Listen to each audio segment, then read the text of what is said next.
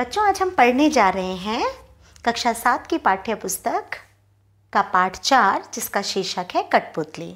कठपुतली एक बहुत सुंदर सी कविता है और इसके कवि हैं भवानी प्रसाद मिश्र।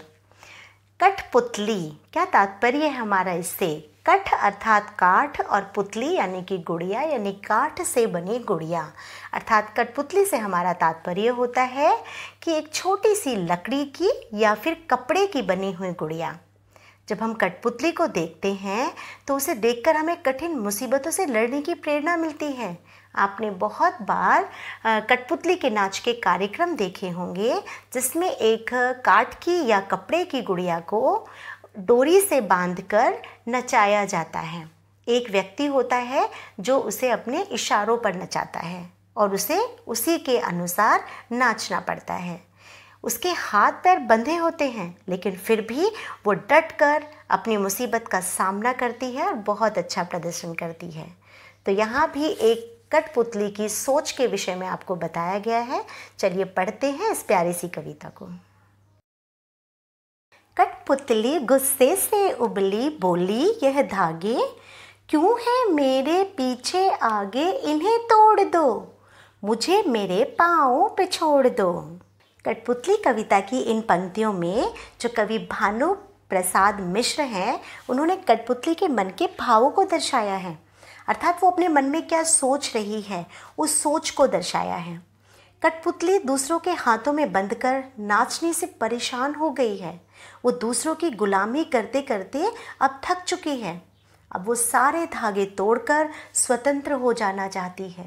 वो गुस्से में कह उठती है कि मेरे आगे पीछे बंधे ये सभी धागे तोड़ दो, नहीं रहना मुझे बंधन में, और अब मुझे मेरे पैरों पर छोड़ दो, अर्थात मुझे मेरे हाल पर छोड़ दो। मुझे अब बंधकर नहीं रहना, परतंत्रता में नहीं रहना, मुझे स्वतंत्र होना है। सुनकर बोली और कठपुतलियाँ कि हाँ, बहुत दिन हुए हमें अपने मन के छंद छुए। यहाँ मिश्र जी कह रहे हैं कि कठपुतली कविता की इन पंक्तियों में अन्य कठपुतलियों के मन के भाव भी दर्शाए जा रहे हैं। पहली कठपुतली के मुंह से स्वतंत्र होने की बात सुनकर अन्य कठपुतलियाँ भी उससे कहती हैं कि हाँ, हम भी स्वतंत्र होना चाहते हैं, तो हमें भी अपने पैरों पर चलना है, हम भी आज़ादी में सांस लेना चाहते हैं। बहुत दिन हो गए हमें भी इन धागों के बंधनों में बंधे हुए, अब इन धागों को हम भी काटना चाहते हैं। अर्थात एक कठपुतले की मन की इच्छा अब वो सभी कठपुतलियों के मन में भी जग उठी है। मगर पहली कठपुतली अब लगी सोचने, यह कैसी इच्छा मेरे मन में जगी।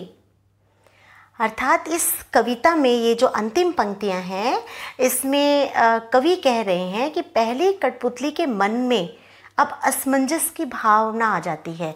असमंजस अर्थात वो सोचने लगती है। हम कहते हैं ना कि जब हम अकेले किसी काम के लिए चलते हैं या कुछ विद्रोह छेड़ना चाहते हैं तो हमें लगता है कि ठीक है, जो अच्छा बुरा होगा वो हमारे साथ होगा। लेकिन अब यहाँ पर कठपुतली के कंधों पर उसकी दूसरी सहेलियों अर्थात और सखी कठपुतलियों की जिम्मेदारी भी है।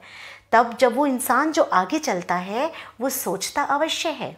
तो जब बाकी सभी कठपुतलियाँ पहली कठपुतली के स्वतंत्र होने की बात का समर्थन करती हैं, अर्थात उसके साथ सहमति दर्शाती हैं, तो पहली कठपुतली सोच में पड़ जाती है कि क्या वो सही कर रही है, क्या वो जो कदम उठा रही है वो सही है, क्या वो इन सबकी स्वतंत्रता की जिम्मेदारी अपने ऊपर ले पाएगी, क्या वो इनके मन की इच्छा को पूरा कर पाएगी, क्या जो इच्छा उसके मन में उपजी थी वो सही थी।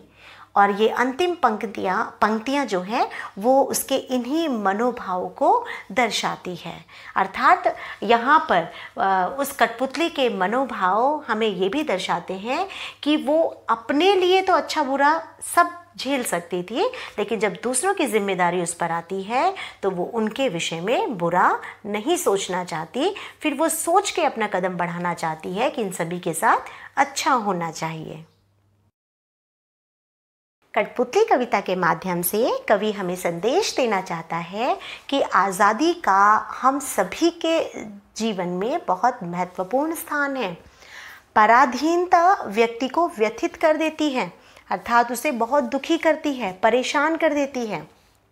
अतः स्वतंत्र होना और उसे बनाए रखना बहुत ज़रूरी है। और यहाँ कठपुतली भी आत्मनिर्भर बनना चाहती है।